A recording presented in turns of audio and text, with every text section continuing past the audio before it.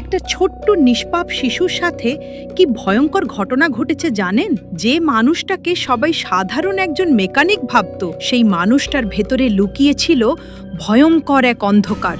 জুয়া, চুরি, ঋণ আর একের পর এক অপরাধে জড়িয়ে শেষ পর্যন্ত সে যা করেছে তা শুনলে আপনার শরীর কেঁপে উঠবে। পুলিশের তদন্তে বেরিয়ে এসেছে এমন কিছু তথ্য যা পুরো দেশকে হতবাক করে দিয়েছে। ছোট্ট রামিসার শেষ মুহূর্তে আসলে কি হয়েছিল, কেন তাকে এত নির্মম হত্যা করা হলো?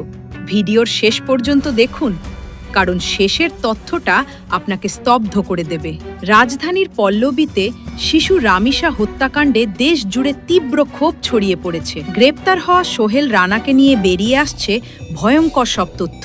স্থানীয়দের দাবি, দীর্ঘদিন ধরেই জুয়া আর বিভিন্ন অপরাধের সাথে জড়িত ছিল সে। প্রায় ৮ থেকে ১০ লাখ টাকা ঋণে জড়িয়ে পরিবার থেকেও বিচ্ছিন্ন হয়ে যায়।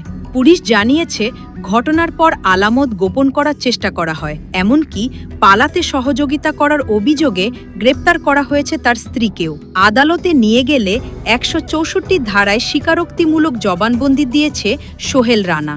এই ঘটনায় পুরো এলাকায় নেমে এসেছে শোক আর ক্ষোভের ছায়া। সবাই এখন একটাই দাবি জানাচ্ছে, এই ভয়ঙ্কর ঘটনার দ্রুত বিচার এবং কঠোর শাস্তি।